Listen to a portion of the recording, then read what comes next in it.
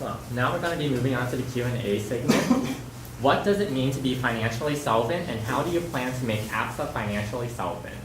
I interpret financially solvent, or being financially solvent, as being able to pay for expenses and whatever things you need to take care of, as well as being able to have some funds in reserve just in case for emergencies or having to take it out for other expenses that arise out of nowhere. And what was the second part? How I can improve? And how do you plan to make APSA financially solvent? Oh, I plan on making APSA more financially solvent by increasing more fundraisers, not necessarily in the quantity, but the quality.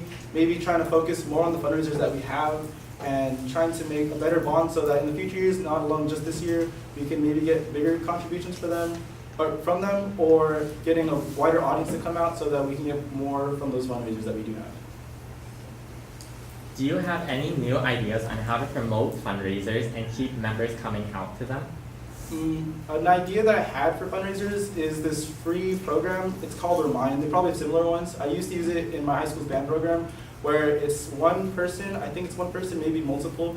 You can send out notifications. It's like text messages and it's free. So all you have to do is we can also utilize it not only for fundraisers, but it'd be like, oh, hey, there's a fundraiser going on at Wings and Things in like an hour today.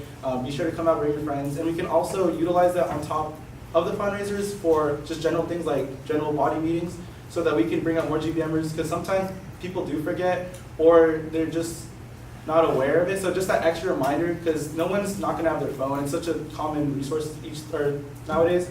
So I feel like being able to get into their phone and like their daily lives, it'll be able to get them more proactive, keeping up with APSA.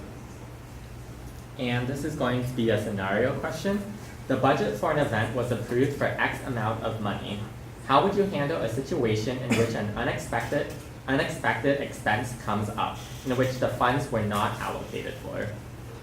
Depending on the amount, it might have to come out of the safety net that we have, because if it's a smaller amount, I feel like it's not too big of a deal, but if it's a larger amount, then that's a bigger concern. We might have to do a lot more work as far as sponsorships or some fundraiser just to get those funds up. It just depends on how soon we're aware of that issue and the unforeseen spike in price. Other than that, I feel like as long as we have a backup plan as like the safety net, even though we shouldn't rely on it, but that's what it's there for, then we should draw from that. The Director of Finance works closely with AS, associated students, and there are time-sensitive paperwork. How will you ensure that the reimbursements to GBMers or board members are given back on time? I think so. Since Director of Finance, a lot of it relies on people doing their part, not only my part. Maybe having a strict deadline, like the way the AS does with finance people like me, or if I were to be Director of Finance. So I would let other board members know or GBMers know like deadlines, as in like a week in advance or 2 weeks in advance, as far as when I need to turn things in as far as paperwork. And so as long as we're all transparent with each other, then we should be able to get things done. Last question. For reimbursements, if there was a mistake that a board member is at fault for, how would you resolve this issue? Would it be through utilizing APSA money, or would the board member be responsible for the cost?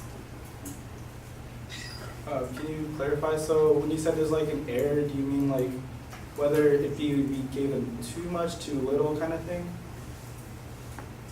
Sorry. As if like the paperwork wasn't filled properly or etc. And sorry, what was the second part of the question? Would it be through utilizing APSA money, or would the board member be responsible for the cost? Depending on it's very situational based, and if it was more of the fact like I didn't do my job on telling them how to properly do it, then that's on my part, not necessarily theirs. So I would have to take care of that myself, whether it be me covering for that. And then as far as them versus like AS or APSA funds, it also is very situational. So I want to say if I give them strict guidelines on how to fill out the forms, then that's on them, and then they're just gonna have to handle that themselves, because I told them my part on how to do it. They just didn't follow through with double checking on making sure how the procedure worked. All right, and those are all the questions that we have.